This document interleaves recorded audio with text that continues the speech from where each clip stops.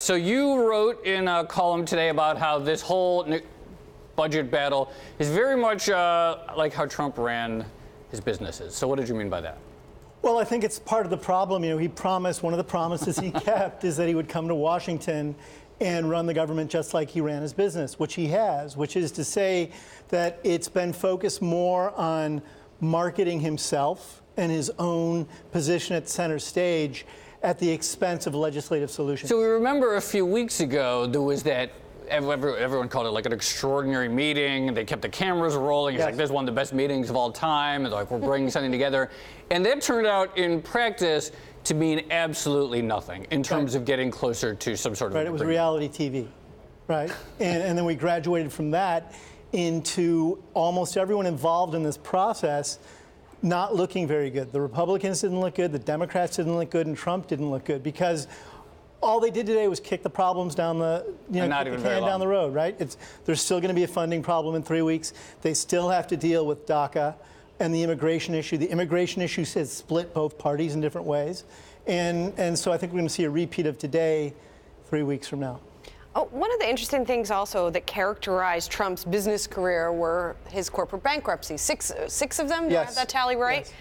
What would be the equivalent of that in his public life? In other words, he doesn't have that escape hatch, right? He doesn't have that way to sort of get away from some of the obligations. So, although, I mean, we want if you're a fiscal conservative, you want the federal government's budget to be managed in a sound way.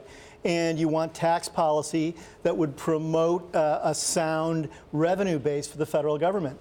And he's not focused on any of the minutia in any of these policy issues, regardless of, I think, where anyone is ideologically or take all the partisan issues off the map.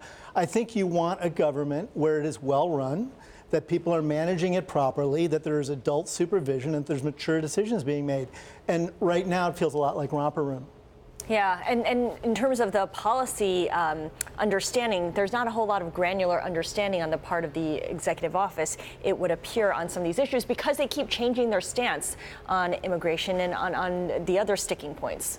Because I don't think he has a governing philosophy. I think he has a marketing philosophy. I think he wants to be seen as the person who wins. He wants to see as the person who's on top of the process. But you can't get to either of those places. Anyone who's an authentic deal maker knows you need to be deeply informed about the issue at hand. Both sides in a debate need to trust that you're an honest broker towards an outcome, and that's all been absent here. I think it was Chuck Schumer last week said that negotiating with Trump was like negotiating with Jell-O, which may have been mixing metaphors, but we understand what he was saying. Yes. What did people in the private sector who did have to negotiate with Trump say about that experience? Well, this is New Yorkers and money center bankers have known who Donald Trump has been since the 1990s. He is someone who hasn't kept his promises oftentimes. Remember, he ended up leaving banks on the hook for more than $3 billion in debt, about $900 million of which he had personally guaranteed.